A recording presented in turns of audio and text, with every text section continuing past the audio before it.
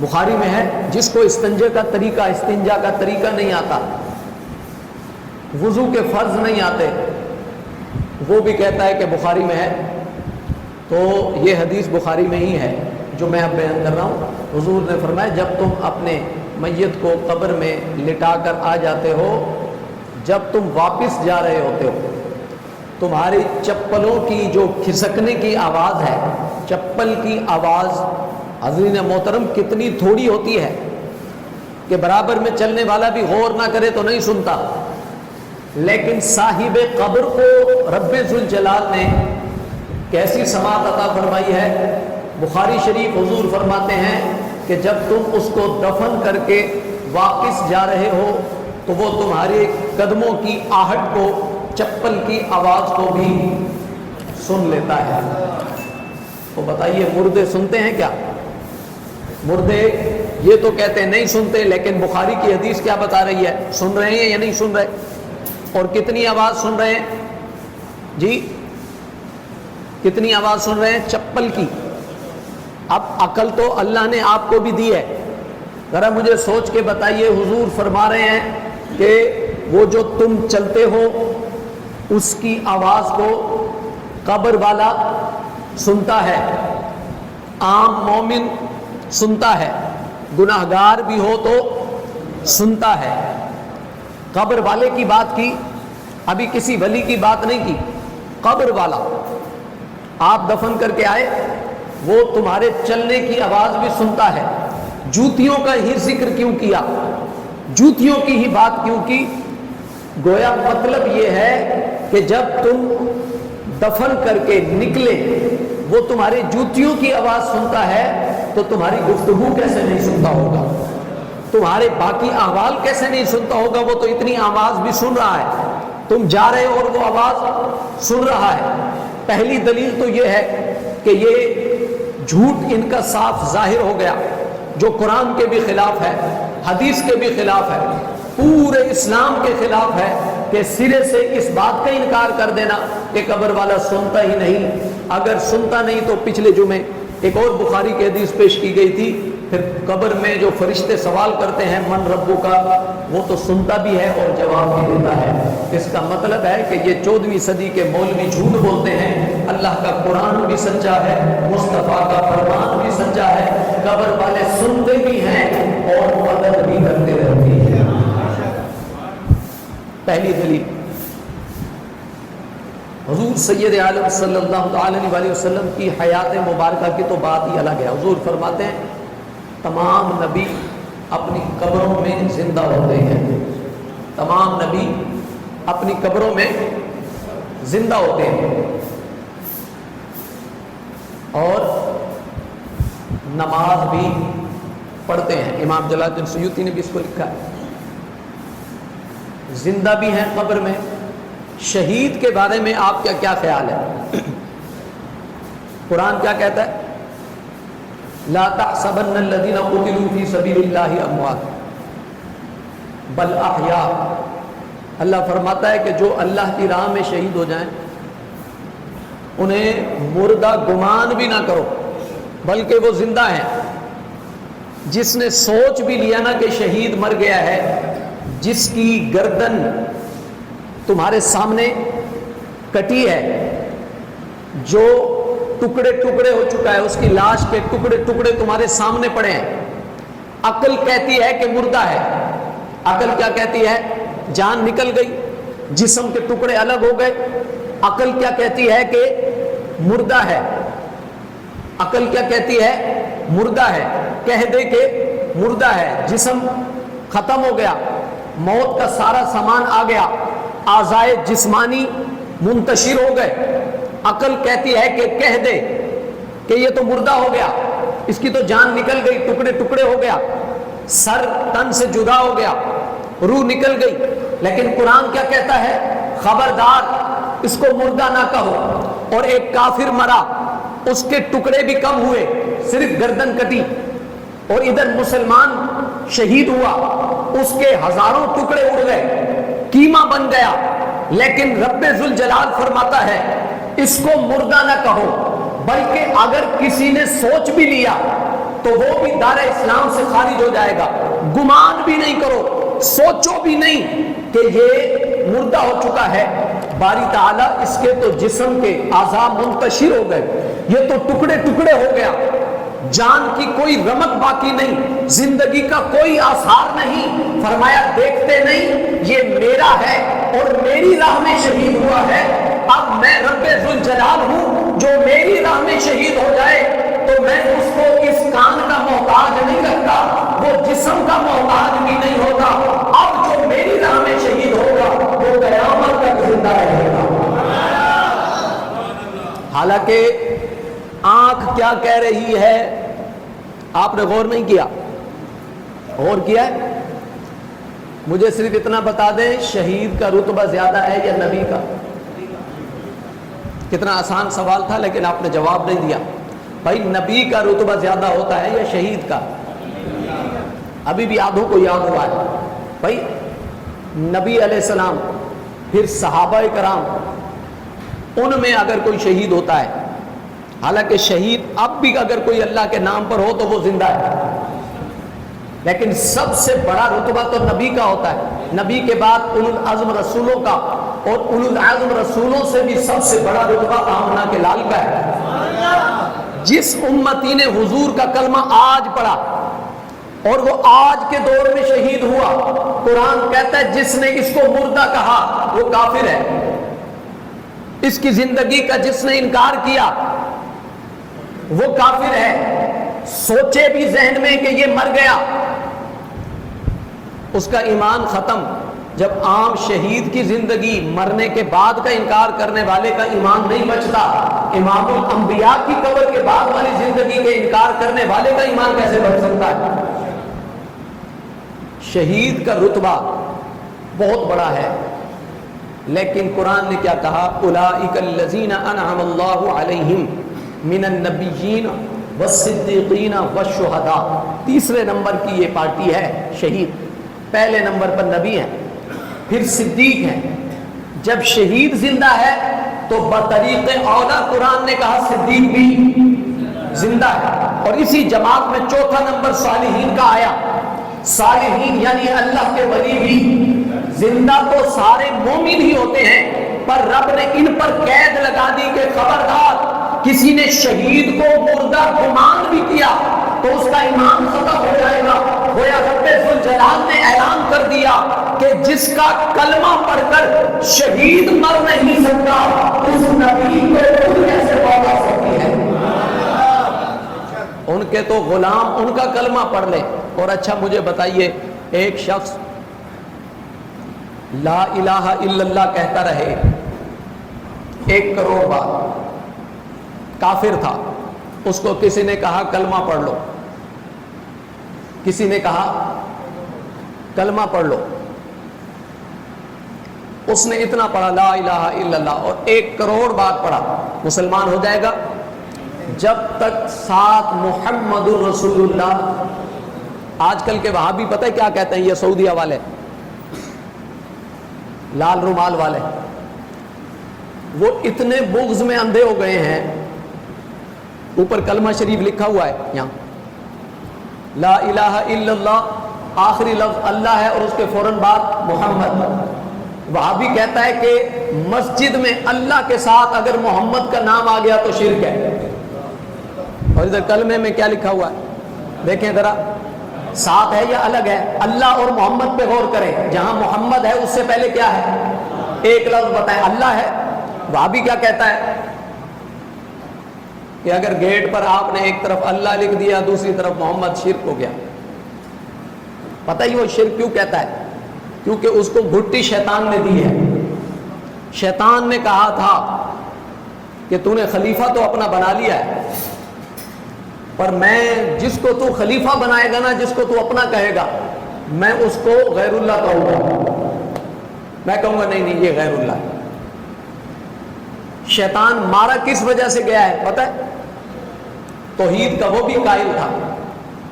یہ جو آج جتنی ٹھیکیداری چل رہی ہے نا توحید کی، سارے شیطان کے چیلے، سارے جو اس دور میں جو توحید کی بات کر رہا ہے نا مسلمانوں پر، وہاں ہندوستان نہیں جائیں گے، توحید کی تبلیغ تو وہاں ہونی چاہیے نا۔ انہوں نے مسلمانوں کو ہی پکڑا ہوا ہے، نہیں جی آپ مشرک ہو گئے۔ کیوں؟ آپ مزار پر گئے تھے، آپ مشرک ہو گئے۔ آپ نے یا رسول اللہ کہا، آپ کی بیوی نکاح سے ختم ہو گئی، اور وہ جو بت کی پوجا کر رہے ہیں ادھر نہیں جا رہے۔ شیطان کا یہی تو مسئلہ تھا، اللہ کو مانتا تھا یا نہیں؟ شیطان اللہ کو مانتا تھا یا نہیں مانتا تھا؟ مارا کہاں گیا جب نبی کو ماننے کی بات آئی؟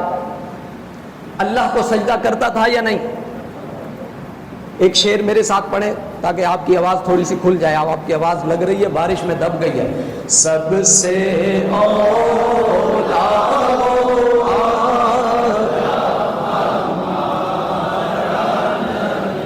سب سے بالا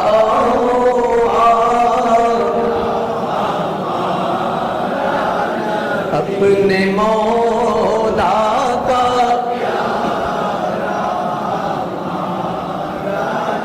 جزاک اللہ۔ یہ جو شیطان نے رٹ لگائی نا، یا اللہ تجھے تو مانوں گا، اور جتنی نماز پڑھوانی ہے، جتنی توحید بیان کروانی ہے کروں گا، تیری تعریف کروں گا، تجھے مانتا ہوں۔ اللہ نے فرمایا مجھے مانتا ہے؟ جی باری تعالیٰ، پھر آدم کو سجدہ کر، کیونکہ رب ذوالجلال نے انسان کو پیدا کیا۔ عزیزان محترم، فطرت جانتا تھا کہ مجھے تو سارے ہی مانیں گے، مزہ تو تب ہے جس کو میں منواؤں اسے بھی مانے۔ مجھے تو سارے ہی مانیں گے، رب کا کون انکار کرتا ہے؟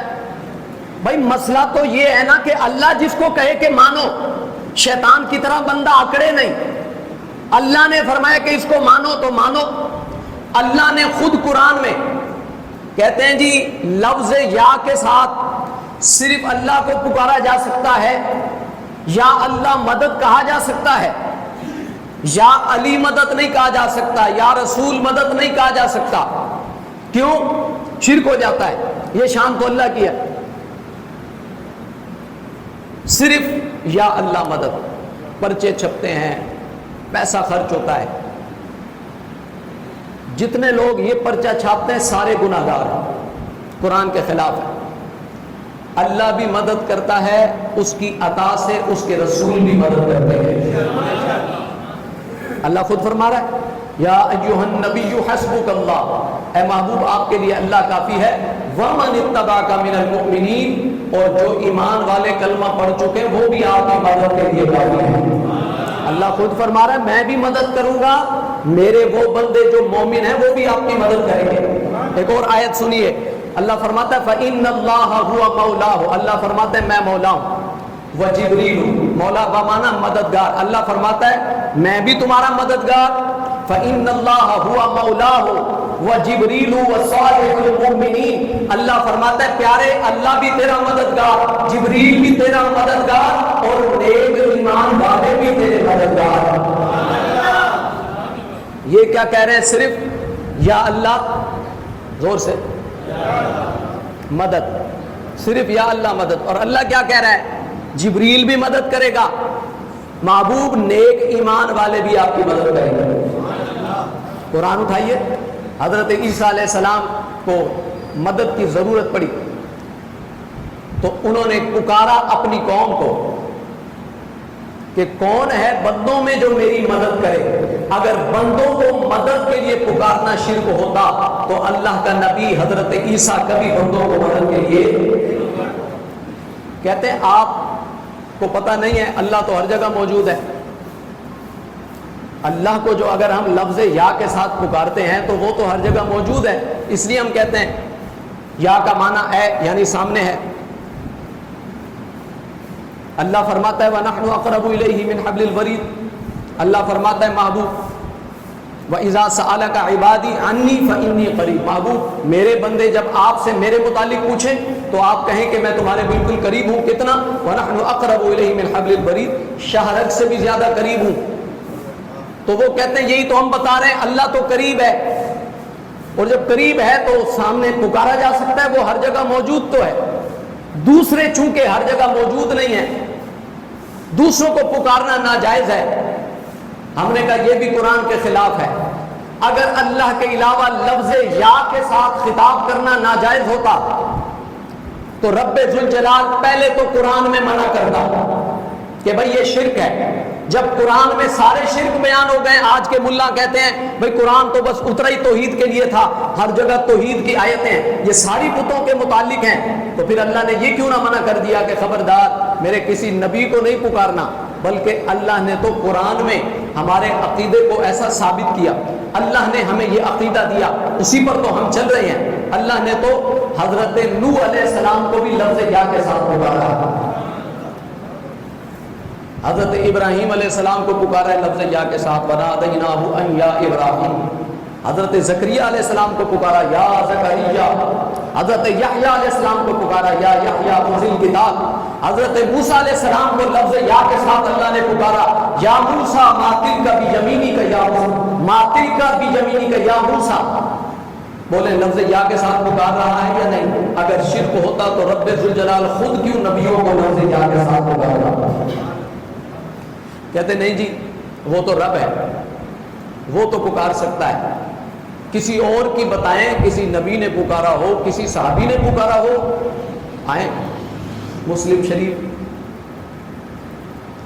پچھلے جمعہ کو میں نے عرض بھی کیا تھا، حضرت عمر بن خطاب نماز جمعہ پڑھا رہے تھے، فارس کی طرف نہاوند کے مقام پر ہزاروں میل دور حضرت ساریہ کو جہاد کے لیے بھیجا ہوا تھا، مشکل میں پھنسے، سینکڑوں میل دور سے حضرت عمر نے لفظ یا کے ساتھ حضرت ساریہ کو پکارا، کیا فرمایا؟ یا ساریہ الجبل، 3 مرتبہ، یا ساریہ الجبل۔ اگر دور سے پکارنا شرک ہوتا تو حضرت عمر بن خطاب جو شرک کی جڑیں کاٹتے رہے کبھی نہ پکارتے، انہوں نے دور سے خطاب کر کے کہا اے ساریہ پہاڑ کی طرف ہو جا، پہاڑ کی طرف ہو جا۔ جب وہ واپس آئے تو لوگوں نے پوچھا کہ کوئی عجیب واقعہ؟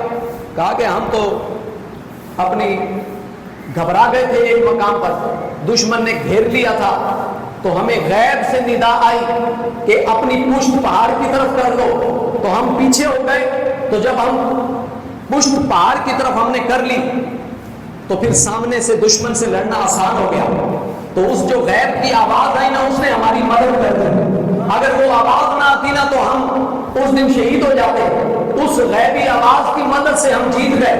وہ آواز دی تھی عمر بن خطاب نے، اگر دور سے پکارنا کسی کو ناجائز ہوتا تو حضرت عمر بن خطاب حضرت ساریہ کو یا ساریہ کہہ کر کبھی بھی نہ پکارتے۔ صرف 5 بندوں نے سبحان اللہ کہا ہے۔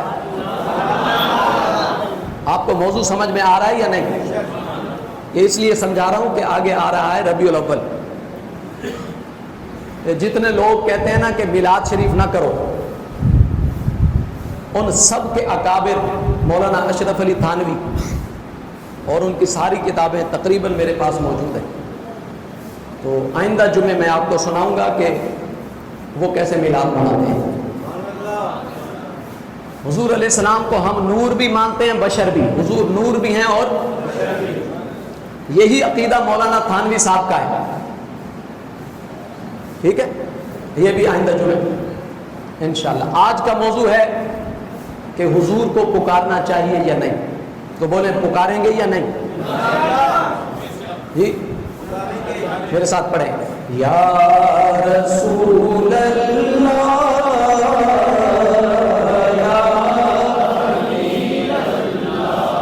پکارو، یا رسول اللہ یا حبیب اللہ۔ جزاک اللہ، توجہ ہے جناب کی؟ آدھے بندے چپ ہی رہتے ہیں، وہ قبر میں پتہ نہیں کیا کریں گے، فرشتے آئیں گے پوچھیں گے من ربوں کا، وہ کہیں گے ہمیں بڑی شرم آتی ہے، برابر والے سے پوچھ لو جو وہ کہہ دے، اور اگر برابر والا کوئی مسلمان ہی نہ ہوا تو تمہارا کیا ہوگا بھائی؟ جمعے میں آتے ہیں سیکھنے کے لیے، مجھے اور بہت سارے موضوع آتے ہیں، پر کسی وجہ سے میں نے یہ قبر کے حالات شروع کیے ہیں، صرف ربیع الاول کے ابتدائی 2 جمعے میں کروں گا، اس کے بعد پھر میں دوبارہ قبر کے حالات بیان کروں گا۔ اس وقت کا سارا فتنہ یہی ہے، اور میں بالخصوص ابھی میں وہابیوں پر شروع نہیں ہوا ہوں، میں اس وقت بات کر رہا ہوں صرف علماء دیوبند کی، ٹھیک ہے؟ ان کے تمام اکابرین کی کتابیں میں جمع کر رہا ہوں، تقریباً آ چکی ہیں۔ ان کا عقیدہ یہ ہے کہ وہ حضور کو یا رسول اللہ کہتے تھے، ان کا عقیدہ ہے وہ کھڑے ہو کر سلام بھی پڑھتے تھے، میلاد بھی کرتے تھے، ان کا عقیدہ ہے وہ حضور کو نور مانتے تھے۔ مولانا تھانوی صاحب کا عقیدہ ہے کہ حضور علیہ السلام آدم علیہ السلام سے بھی 2000 سال پہلے پیدا ہوئے تھے۔ یہ دکھانا میری ذمہ داری ہے، یہ دکھانا میری، آپ نے کیا کہنا ہے؟ سبحان اللہ۔ اگر اتنا بھی آپ نہیں کر سکتے تو پھر میں آپ پر افسوس ہی کر سکتا ہوں۔ ذرا سارے ایک شعر میرے ساتھ پڑھیں جو اعلیٰ حضرت سرکار نے لکھا۔ جب اعلیٰ حضرت سرکار کو دیدار ہوا نا حضور علیہ السلام کا، آپ نے پھر ایک شعر لکھا، کیونکہ اس وقت فتنہ اٹھا ہوا تھا کہ حضور کا انتقال ہو گیا، ان کو تو اب خبر ہی نہیں ہوتی۔ اعلیٰ حضرت نے فرمایا تو زندہ ہے واللہ، تو زندہ ہے واللہ، تو زندہ قسم اٹھا رہے ہیں اعلیٰ۔ واللہ کا مطلب ہوتا ہے مجھے اللہ کی قسم ہے یا رسول اللہ آپ زندہ ہیں، زندہ ہے۔ عام مومن بھی زندہ ہوتا ہے اور اپنے گھر والوں کی مدد بھی کرتا رہتا ہے، کرتا ہے یا نہیں؟ مانتے ہیں یا نہیں؟ جی سنیے ایک عجیب بات، یہ کتاب ہے میرے پاس اشرف الصوالح، یہ لکھی گئی ہے مولانا اشرف علی تھانوی صاحب کی حیات پر، ان کی زندگی پر، ٹھیک ہے؟ اس میں انہوں نے لکھا ہے جو مولانا صاحب کے دادا ہیں، ان کے والد یعنی مولانا اشرف علی صاحب کے پردادا بہت بڑے اللہ کے ولی تھے۔ یہ کہہ رہے ہیں ایک دفعہ کسی کے ساتھ قافلے کے ساتھ آ رہے ہیں، ڈاکوؤں نے حملہ کر دیا۔ ان کے دادا تیر اور تلوار چلانے کے ماہر تھے، لیکن چونکہ ڈاکو زیادہ تھے تو یہ لڑتے لڑتے شہید ہو گئے۔ جی لڑتے لڑتے جب شہید ہو گئے تو ان کا مزار کہاں بنا؟ کہتے ہیں وہیں پر حضرت پیر سماؤ الدین صاحب کے مزار کے پاس مولانا صاحب کے پردادا کو دفن کر دیا گیا۔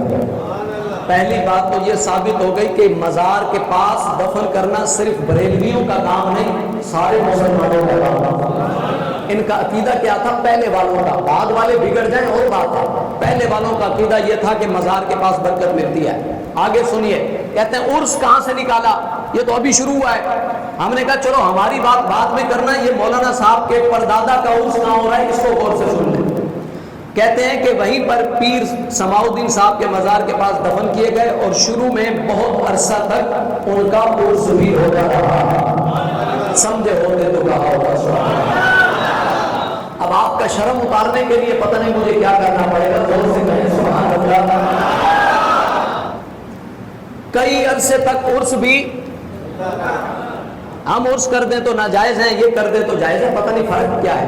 کہ قوالی نہیں کرتے ہوں گے شاید، حالانکہ میں اسی کتاب سے آپ کو دکھاؤں گا قوالیاں بھی ہوتی رہی، سمجھے ہوتے تو کہا ہوتا سبحان اللہ۔ بہرحال جی بارات تھی، اس پر حملہ ہو گیا، یہ شہید ہو گئے۔ شہادت کے بعد کا عجیب واقعہ بیان کرتے ہیں اشرف السمانے میں۔ کہتے ہیں پردادا صاحب شہید ہو گئے، پردادی صاحبہ بیوہ ہو گئی۔ ہر رات کو پردادی کے پاس مٹھائی کا ڈبہ آ جاتا تھا، اور وہ خود بھی کھاتی اور بچوں کو بھی۔ مجھے بتاؤ قبر سے نکلتے تھے، مٹھائی کی دکان پہ جاتے تھے، جی مٹھائی کہاں سے آ رہی ہے؟ قبر والا تو کچھ دے نہیں سکتا، جی پردادا مولانا اشرف علی تھانوی صاحب کے قبر سے نکلے، جی مرنے کے بعد، دفن کرنے کے بعد من و مٹی کے نیچے لوگوں کو سمجھاتے ہیں بھائی منو مٹی کے نیچے جا کے تم قبر پر کھڑے ہو کے فاتحہ پڑھتے ہو، اندر سن رہے ہوتے ہیں. ہم نے کہا سننے کی طاقت اللہ جو عطا فرماتا ہے، وہ تو بغیر کان کے بھی سنوا دیتا ہے. بھائی ایک بندے کا کان بھی سلامت ہے. آپ نے کتنے اندھے دیکھے ہوں گے، نابینا، آنکھیں بالکل ٹھیک ہیں، آپ کو پتہ نہیں چلے گا نابینا، لیکن وہ بیچارہ کہتا ہے کہ میں نابینا ہوں. بھائی آنکھیں تو ٹھیک ہیں، وہ کہتے ہیں آنکھیں ٹھیک ہیں، پر مولا نے دیکھنے کی طاقت عطا نہیں فرمائی. بھائی وہ تو ایسا کریم ہے کہ بن کانوں میں بھی سنوا دے، بن آنکھوں کے بھی دکھا دے، اور نہ دکھانے پہ آئے تو آنکھیں بھی ہوں تو سننے نہیں دیتا. یہاں مولانا صاحب کے پردادا یہ کہتے ہیں کہ ہر رات اپنے گھر والوں کو یعنی اپنی بیوی کو مٹھائی لا کر دی، اور کیا کہا کہ اگر کسی کو بتائے گی نہیں تو ہر رات آؤں گا مٹھائی بھی لاؤں گا. سمجھے ہوتے تو کہا ہوتا ہر رات آؤں گا مٹھائی بھی لاؤں گا. ان کی جو بیوی تھی پردادا کی، وہ ڈر گئی. انہوں نے کہا کہ اگر میں نے یہ راز نہ بتایا تو لوگ پوچھیں گے نہیں کہ یہ روزانہ مٹھائی کا ڈبہ کہاں سے آ رہا ہے. ایک عورت ذات کے لیے مٹھائی روز آ جائے تو ان کے لیے یہ کافی پریشانی کا سبب ہوتا ہے یا نہیں؟ جی پریشانی کی بات ہے. لوگ پوچھتے ہیں کہ بھائی یہ مٹھائی کہاں سے آئی؟ تو ان کی جو پردادی تھی وہ گھبرا گئے. گھبرا کر انہوں نے مولانا صاحب کے دادا نے کہا تھا جب تک بتاؤ گے نہیں آتا رہوں گا. جسم میں ظاہری کے ساتھ روح آئی تھی یا جسم آیا تھا؟ بھائی خالی روح کیسے مٹھائی کا ڈبہ لائے گی؟ بھائی پکڑا ہوا ہے ہاتھ میں تو جسم میں ظاہری کے ساتھ آئی، مٹھائی کا ڈبہ بھی لائی، لا کر دیا. باتیں بھی کر رہے ہیں کہ نہیں؟ جی باتیں بھی کر رہے ہیں اور کہہ رہے ہیں کہ یہ مٹھائی لو اور ہر رات لیتی رہو، پر کسی کو بتانا نہیں، ظاہر نہیں کرنا کہ میں قبر سے نکل کے آ رہا ہوں، ظاہر نہیں کرنا کہ میں قبر سے نکل کر تمہارے لیے مٹھائی لا رہا ہوں. اتنا تعلق ہے اپنے گھر والوں کے ساتھ قبر والوں کا. یہ مولانا صاحب لکھ رہے ہیں، لیکن یہ فضیلت لکھ رہے تھے اپنے مولانا کی. انہیں یہ پتہ نہیں تھا لکھتے لکھتے عام مومنین کی بھی شان بیان ہوگی، اولیاء کی بھی شان بیان ہوگی. پر غور سے سنیے، پردادی صاحبہ گھبرا گئی. انہوں نے کہا اور لوگوں کو بتا دیا. جب لوگوں نے پوچھا مٹھائی، کہا کسی کو بتانا نہیں، تمہارے پردادا زندہ ہیں، وہ قبر سے نکل کر آتے ہیں، اللہ کی عطا سے مٹھائی بھی دے کر چلے جاتے ہیں. کہتے ہیں جب انہوں نے بتا دیا قبر والے کو وہاں پتہ چل گیا، اس نے آنا بند کر دیا. پر جب تک بتایا نہیں تھا قبر سے مولانا صاحب کا دادا پردادا آتا رہا یا نہیں؟ یہ کتاب میں لکھا ہے یا نہیں؟ جی اگر مولانا صاحب کا دادا پردادا آ سکتا ہے، بولو اللہ کا ولی بھی آ سکتا ہے یا نہیں؟ میں بے ادبی کسی کی بھی نہیں کرتا. دیکھیں میں جتنے دن سے بیان کر رہا ہوں کسی کا بے ادبی سے نام نہیں لیا. لڑائی کروانا ہماری عادت نہیں ہے. میں صرف اصلاح کے لیے یہ باتیں بیان کر رہا ہوں کہ چلو پڑھنا ہی ہے تو اپنے بزرگوں کو ہی پڑھ لو کم از کم. انہوں نے کیا لکھا ہے؟ انہوں نے میلاد منایا. ابھی 11ویں کا مہینہ آئے گا تو انہی کی کتابوں سے غوث پاک کی شان بھی سناؤں گا، وہی جو ہم بیان کرتے ہیں. لیکن خدا کا خوف کرو. اپنے باپ کی قبر پر بھی اب تم نہیں جاتے، اپنی ماں کی قبر پر بھی ان کی باتوں میں آ کر تم نہیں جاتے، تو تمہارے لیے تو پھر یہ کہا جائے گا نہ مر گیا مردود، نہ فاتحہ نہ درود. یہ کس کے لیے اور کیوں مردود بنتے ہو؟ یہ تو شیطان کا طریقہ ہے. اور لیبل یہ لگا ہے کہ ہم بڑے توحید والے ہیں، یہ مزار پرست ہیں. مزار پرست کوئی بھی نہیں ہوتا. یہ میرے پاس ایک اور کتاب رکھی ہے، مولانا تھانوی صاحب کی سیرت پر ہی لکھی گئی ہے. اس میں انہوں نے لکھا ہے کہ حضور سید عالم صلی اللہ تعالی علیہ وآلہ وسلم اکثر حضرت امیر حمزہ کے مزار پر جاتے تھے. حالانکہ یہ ہماری کتب میں بھی موجود ہے، لیکن میں نے وہاں سے بیان نہیں کیا آپ کو.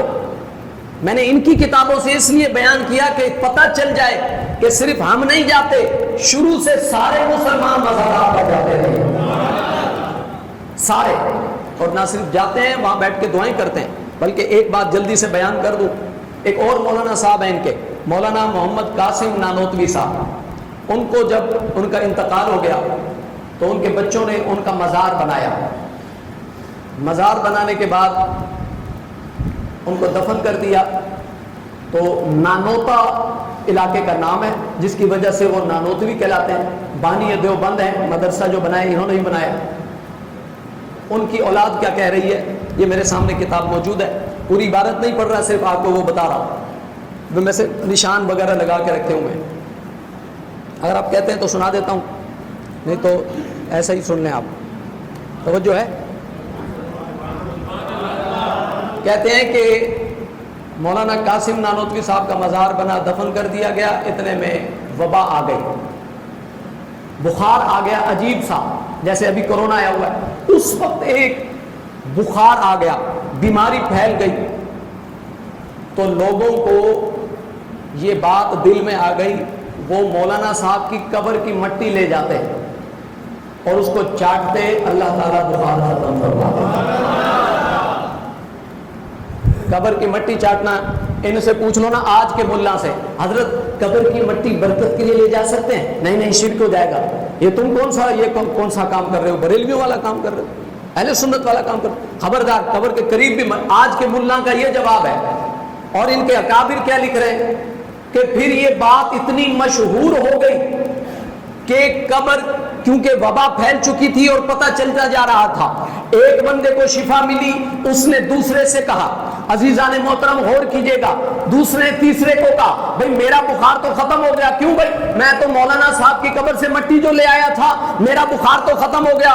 دوسرے نے تیسرے کو, تیسرے نے چوتھے کو, چوتھے نے پانچویں کو, یہاں تک کہ وبا پھیلتی گئی. ادھر مولانا صاحب کی قبر کی مٹی ایک دن میں ساری ختم ہو جاتی. بچے دیکھتے کہ باپ کی قبر ننگی ہو رہی ہے, پھر دوبارہ مٹی ڈلواتے, پھر مولانا صاحب کی قبر کی برکت سے مٹی اتنی برکت والی ہو جاتی کہ اگلے دن پھر ساری مٹی لوگوں کو جاتے.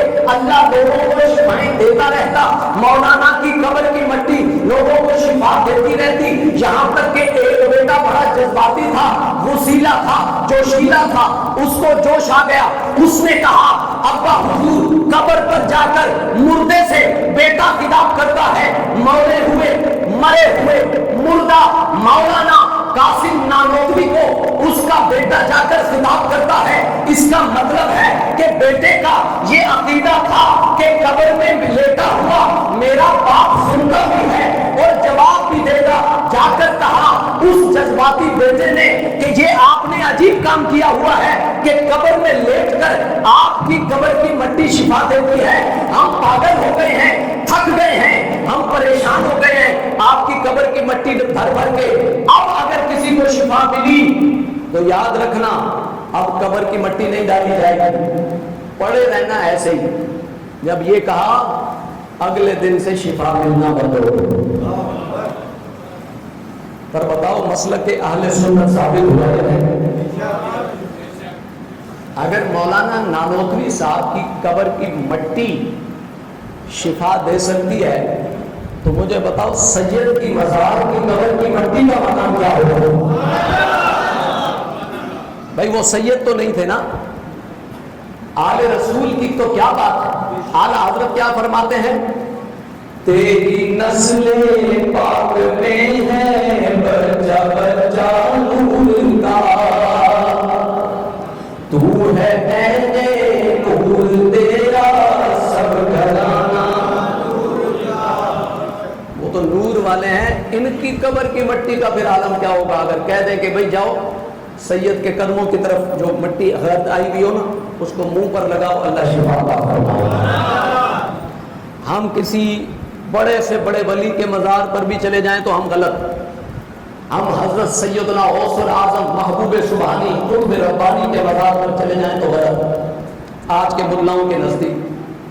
اور یہ پوری قبر کی مٹی کھا جائیں تو جائز ہے, اور بھائی سے شفا بھی ہے. ہم ان کی شفا کا انکار نہیں کر رہے, ہوگی, ہم قطعاً انکار نہیں کر رہے, وہ جانے ان کا معاملہ جانے. پر خدا کے لیے خوف کریں ایسے لوگ جو کامل اولیاء کی بے ادبی کرنے میں لگے ہوئے ہیں. یہ بے ادبی کرنا شیطان کا طریقہ ہے. اس نے کہا مولا میں تیرے لیے نماز پڑھوں گا, تیری عبادت کروں گا. کہتے ہیں 6 کروڑ سال عبادت کرتا رہا. یہ آج کل کے ملا بس یہی درس دیتے ہیں عبادت کرو. انبیاء کی کیا ضرورت ہے آپ کو؟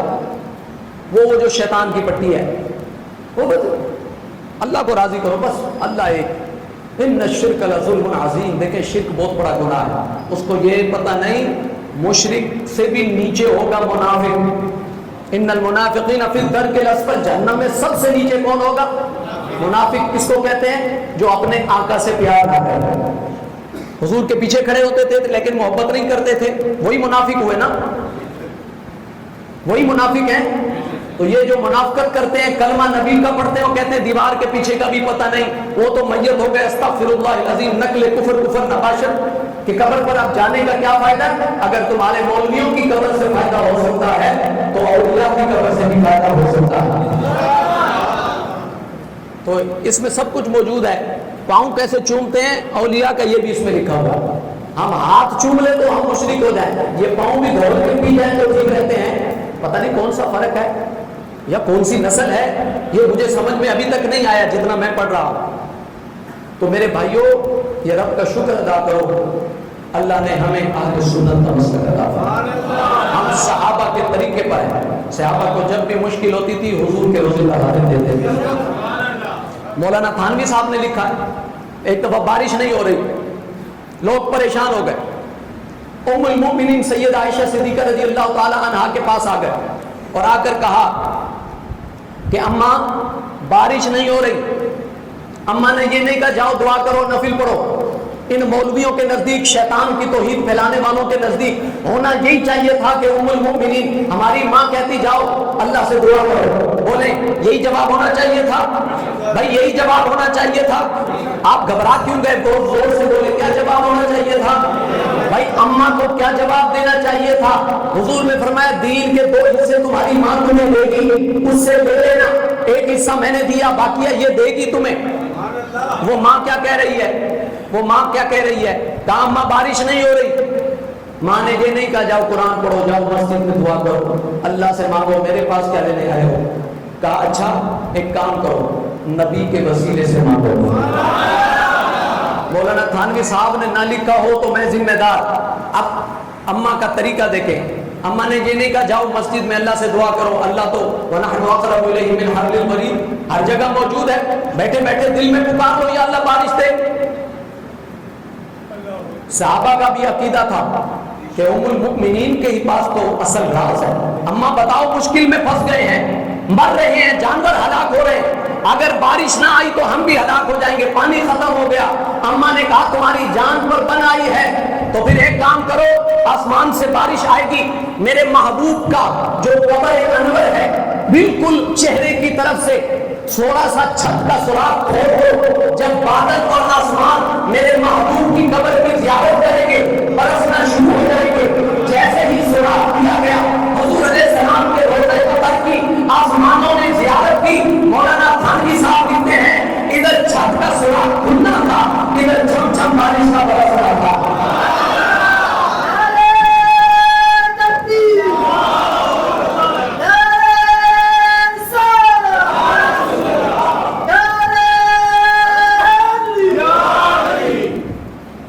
یہ تو مولانا تھانوی صاحب لکھ رہے ہیں، حالانکہ حدیث موجود ہے، لیکن اگر میں حدیث کی کتاب سے بیان کرتا تو یار لوگوں کو تھوڑا سا مسئلہ ہوتا۔ ایک ہی ٹینشن ہے، حدیث ضعیف تو نہیں ہے؟ میں نے کہا ضعیف ہے یا جیسی بھی ہے اپنے مولانا صاحب سے پوچھ لیجئے گا حدیث کیسی ہے، انہوں نے لکھی ہے۔ خدا کے لیے توبہ کرو، یہ بیان کرنے کا مقصد ہے توبہ کرو۔ حضور علیہ السلام کے متعلق فتاوی عالمگیریہ میں لکھا ہے کہ اگر کسی نے یہ کہا، 500 علماء نے یہ فتاوی عالمگیریہ لکھا ہے مل کر، کہ اگر کسی نے حضور علیہ السلام کی کپڑوں پر یہ کہہ دیا، مثال کے طور پر آندھی چلی اور کپڑوں پر اگر ہماری بات ہو تو کپڑے گندے ہو جاتے ہیں، یہی کہتے ہیں، باہر سے آپ آئیں صدر سے چکر لگا کر آئیں، جیسے ہمارے روڈوں کے حال ہیں، مٹی مٹی ہو جائیں گے تو کپڑوں کو گندا کہیں گے۔ تو علماء نے لکھا کہ حضور علیہ السلام کے جو کپڑے مبارک ہیں، اگر حضور علیہ السلام نے کافی ٹائم پہن لیے تو ان کو گندا نہیں کہیں گے، گندا۔ جس نے کہا کہ حضور کے کپڑے گندے ہیں، کہتے ہیں اس کا ایمان ختم ہو گیا۔ کپڑوں کی توہین بھی برداشت نہیں، کپڑوں کی توہین بھی برداشت نہیں۔ تم ذات مصطفیٰ کو کہتے ہو کہ خبر ہی نہیں تھی، خبر ہی نہیں تھی. وہ تو قبر میں ان کو کیا پتا, تمہارے مولانا کو پتا چل جاتا ہے, تمہارے پردادا کو پتا چل جاتا ہے, غوث اعظم کو پتا نہیں چلتا جو نبی کا. کیوں ہے؟ اس وجہ سے ہے. اعلیٰ حضرت سے پوچھا گیا کہ یہ مسئلہ کیا ہے, حضور علیہ السلام کے کپڑوں کو اگر گندا نہ کہیں معاذ اللہ پھر کیا کہیں؟ اعلیٰ حضرت عاشق کا جواب یہ ہوتا ہے. اعلیٰ حضرت نے فرمایا اگر یہ مسئلہ بیان کرنا پڑ جائے تو پھر یوں کہو کہ مٹی نے دامن مصطفیٰ میں پناہ لے رکھی ہے. یہ ہوتا ہے ادب. فرمایا یوں کہو کہ مٹی نے پناہ لے لی ہے حضور کی نسبت حاصل کرنے کے لیے. یہ ادب ہوتا ہے. اور آج کی نسل اتنی بے باک ہو گئی کہ تم قبر والے ایسے ہی ہیں, قبر والے ایسے ہی ہیں, تمہیں کیا پتا. اللہ نے بخاری میں حدیث قدسی میں ارشاد فرمایا من عاد لی ولیا, اللہ نے فرمایا جس نے میرے ولی کی بے ادبی کی میں رب ہو کر اس سے اعلان جنگ کرتا ہوں. ولی کے بے ادب سے اعلان جنگ ہے, ولی کے بے ادب سے. تو نبی کا بے ادب کہاں جائے گا؟ یہ سارا کچھ سنانے کا مقصد ہے ادب کریں. جب بھی ہم یا رسول اللہ پکارتے ہیں حضور توجہ فرماتے, جتنے بار آپ پکارتے ہیں حضور توجہ فرماتے. ہم پر اللہ کا فضل ہے کہ ہم مزارات پر جاتے ہیں خدا سمجھ کے نہیں, خدا کا بندہ سمجھ کے. کوئی بھی کسی سے بھی پوچھ لیں, آپ سب مزار پہ جاتے ہیں خدا سمجھ کے جاتے ہیں, خدا کا بندہ. آپ مدینے جاتے ہیں حضور سید عالم صلی اللہ علیہ وسلم کو خدا سمجھتے ہیں یا خدا کا رسول سمجھتے ہیں؟ یہ خامخواہ لیبل لگا دے نہیں جی بریلوی جی سجدے کرتے ہیں. ہم نے تو آج تک کسی کو نہیں دیکھا. ناچ گانا ہو رہا ہے, وہ آج کل مولوی چلتے ہیں. خبردار, یہ شرک کے اڈے ہیں. اللہ کے محبوب فرماتے ہیں یہ رحمت کے مرکز ہے. جیسے ٹرانسفارمر ہوتا ہے نا, پاور ہاؤس ہوتا ہے, یہاں قریب پاور ہاؤس ہے, بجلی کے جھٹکے جس کو زیادہ چاہیے ہونا تو پاور ہاؤس چلا جائے. جی ہر چیز کا ایک مرکز ہوتا ہے, ایک پاور ہاؤس ہوتا ہے نا. تو اصل مرکز جو پاور ہاؤس ہے نا اللہ کی رحمت کا, وہ مدینے میں ہے. اور پھر اس کی جو پی ایم ٹی ہے نا, چھوٹے چھوٹے ٹرانسفارمر, وہ اللہ نے پوری دنیا میں نصب کروا دیا کہ جس کو بھی رحمت چاہیے وہ آئے کسی بھی بزرگ کے پاس, اس کو نور مدینے کا ہی ملے گا. ابھی بہت بڑی بڑی باتیں ہیں پر میرا وقت ختم ہو گیا, ورنہ میں مولانا صاحب کی زبان میں آپ کو کئی جمعے لگا رہا ہوں نا, بتاتا رہوں. خالی اگر ان کا عقیدہ آج کے دیوبندی کو پتہ چل جائے نا, وہ 100 بار توبہ کر لے. اس وقت کے دیوبندیوں سے جو منافق ہیں اور شیطان کی توحید کے علمدار بن رہے ہیں, مجھے بتاؤ شیطان کیوں مردود ہوا؟ اللہ کے سجدے سے انکار کیا تھا یا نبی کی تعظیم کا انکار کیا تھا؟ بولے. اور آج کے یہ وہابی دیوبندی کس کی تعظیم کا انکار کرتے ہیں؟ اللہ کی عبادت کا انکار کرتے ہیں. اس کے لیے تو ہر وقت تیار ہیں, عبادت کے لیے ہر وقت تیار ہیں. اور جہاں ان کو کہو نا سلام پڑھ لو کھڑے ہو کے, یعنی یہ شرک ہے. مولانا حاجی امداد اللہ مہاجر مکی تمہارے اکابر کہتے ہیں میں کھڑے ہو کے سلام پڑھتا ہوں اور اس میں بڑا لطف پاتا ہوں. وہ مشرک تھے, پھر وہ مشرک تھے, تم یعنی نہیں ایک دین. تو یہ شیطان کی توحید ہے. شیطان کو آپ نعرہ تکبیر لگائیں, شیطان خوش ہوتا ہے, کہے گا ٹھیک ہے. جب نعرہ رسالت لگتا ہے اس کو تکلیف ہوتی ہے. نعرہ تکبیر کا مطلب کیا ہوتا ہے؟ نعرہ تکبیر, یہ تو سارے لگاتے ہیں. اب جب لگے گا نا نعرہ رسالت, آدھے بندے چھٹ جائیں گے, شیطان والے دور ہو جائیں گے, کیونکہ کہتا تھا یا اللہ تو ہی سب سے بڑا ہے, میں 6 کروڑ سال کیا پوری زندگی قیامت تک سجدے میں رہوں گا, تو حکم کر کیا کروں؟ اللہ نے فرمایا میرے نبی کی تعظیم کر, سجدہ کر. اللہ جانتا تھا اس کی فطرت میں شیطانیت آ چکی ہے, اور اس کی نسل تو پھر چلی نا. آپ ان کو اللہ کی بات ساری سن لیں گے. اللہ قرآن میں کیا کہتے ہیں؟ محبوب جب ان کو کہا جاتا ہے وَإِذَا قِيلَ لَهُمْ تَعَالَوْا إِلَى اللَّهِ, اے لوگو آؤ اللہ کی طرف, دوڑے چلے آتے ہیں, چلو جی چلو, چلو جی چلو. ہر قسم کے سامان والے بھی, داڑیوں والے بھی, سارے. اور کیا کہا جاتا ہے؟ وَإِذَا قِيلَ لَهُمْ تَعَالَوْا إِلَى اللَّهِ, دوڑے چلے آتے ہیں. اور جب کہا جاتا ہے وَإِلَى الرَّسُولِ, महबूब जब तेरा नाम आता है ना तब फिर गर्दन झटक देते हैं, फिर सर मारते हैं बैल की तरह, उसको आगे खींचो पीछे जोर लगाता है। अल्लाह ने फरमाया मेरी बारी आए ना, मेरे मुतालिक बात आए तो दौड़े चले आते हैं, लोगों को भी बुलाते हैं, और जब मैं कहता हूं कि मेरे महबूब की तरफ भी आओ तो फिर सर झटक देते हैं। और आपने करना है, उजाला मैंने कर दिया है। इस वक्त वो कौन सा गिरोह है, जब अल्लाह की बात आती है बड़ी तौहीद होती है, जब नबी की बात आती है इनकी तौहीदी खराब हो जाती है।